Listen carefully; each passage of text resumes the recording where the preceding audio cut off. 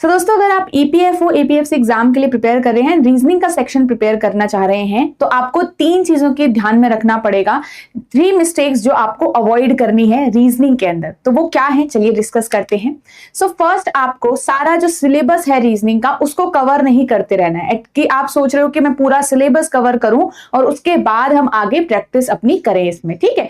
हमेशा याद रखिएगा जो जो इंपॉर्टेंट है, 3 टॉपिक 4 टॉपिक 5 टॉपिक इंपॉर्टेंट है, आप उन्हीं को पहले कवर करिए, वही आपके लिए बेनिफिशियल रहता है। तो सारा का सारा सिलेबस कवर करने में टाइम वेस्ट नहीं करना है। ओके, सेकंड पॉइंट आपका बहुत ज्यादा इंपॉर्टेंट है कि आपने चीजें सीख तो ली, आपने अप्रोच सीख लिया, आपने बेसिक सीख लिया, बट अवॉइड नहीं करना है प्रैक्टिस को।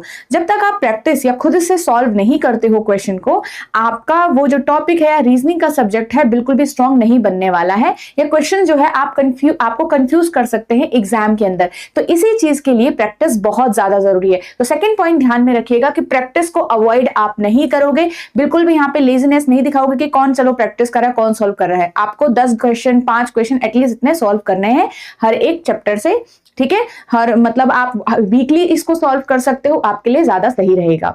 नेक्स्ट आपको ध्यान में रखना है कि आपको हायर लेवल क्वेश्चंस पे ध्यान नहीं देना है। याद रखिएगा कि रीजनिंग में बहुत सारे टॉपिक्स होते हैं, अलग अलग एग्जाम्स में आते हैं, तो ये बहुत नोटिस करके चलिएगा कि आप हायर लेवल क्वेश्चंस को कहीं आप वहां पे फोकस तो नहीं कर रहे हो, कहीं आप वहीं पे तो नहीं फंसे हुए हो। तो एग्जाम के अंदर आपके पास जो भी क्वेश्चन आएंगे रीजनिंग से, वो नॉर्मल लेवल के ही आएंगे, डुएबल ही आएंगे, एंड एटलीस्ट आपको इजी ही पिक करने हैं। चाहे कुछ भी हो, आपको एग्जाम के अंदर इजी ही क्वेश्चंस को पिक करना पड़ता है। ओके, सो आपको यहां पे ध्यान रखना है कि आप हायर लेवल क्वेश्चंस पे ध्यान नहीं दोगे, आपको बेसिक और easier level, doable level, moderate तक के क्वेश्चंस को प्रैक्टिस यहां पे करना है।